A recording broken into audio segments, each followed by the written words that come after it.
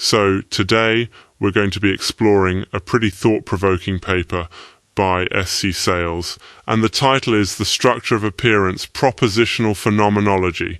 Now, that is definitely a mouthful, and I'll be honest, just seeing those words might make you wonder, wait, what on earth is propositional phenomenology? Or maybe even, why should I care about the structure of appearance?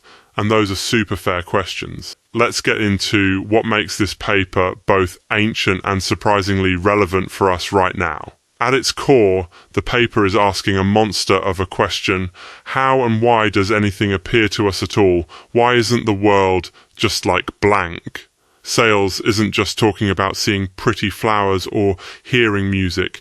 Instead, he asks, what's the deep reason anything at all shows up, becomes an object of our attention, or, well, appears as something and not just nothing? That age-old mystery that stretches back to Heraclitus, Plato, all those thinkers with the long beards. Yeah, that's the starting point. So Sayles is tackling not just the question of what appears, but why it appears.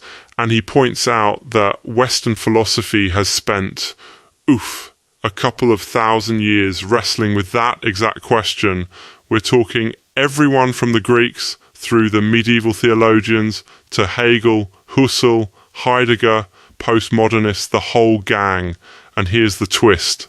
Sayles thinks that in all this wrestling, Western thought has sort of, borrowed the language of revelation, this idea of things being revealed, disclosed, coming to light, right? But maybe it's forgotten to actually say where that revelation comes from, or who's doing the revealing. And now let's get to what Sayles is actually arguing in this paper. He puts forward this big idea: phenomenology isn't just the study of appearances, it's the study of authored appearance. Reality shows up in a certain way, as if, and this is the kicker, right? As if it's being written or spoken, almost like language, structured by what Sayles calls the logos. That's a loaded word, but sort of shorthand for the divine order or structure behind things. He says everything that appears has a logic, a grammar, even a voice.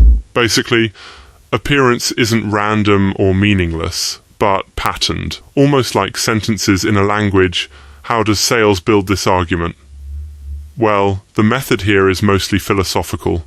He reads through the history of ideas, tracing how different thinkers have approached the split between appearance and reality, and then says, maybe we need to reroute our whole way of seeing in something deeper. He suggests that modernity, and especially postmodernity, kinda left us with appearances that are just floating, disconnected from any author or source, and his response is to propose what he calls a logos-centered phenomenology, so a way of seeing where appearances are phrases in a cosmic language, not just surface noise. That's a big swing. So what does any of this mean for you? I think it raises a question that's maybe more practical than it first seems.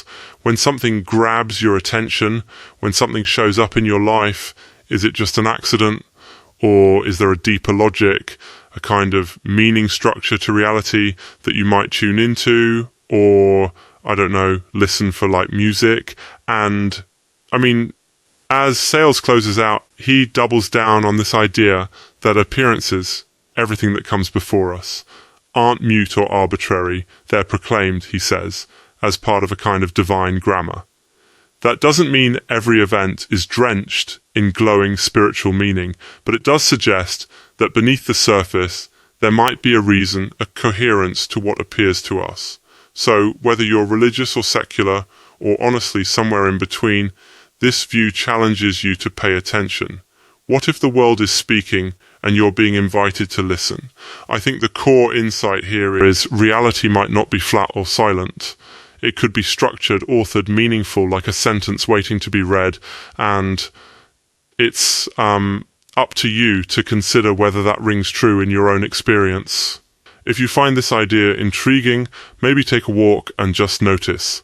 What's appearing to you today? Does it feel authored, random, or something else.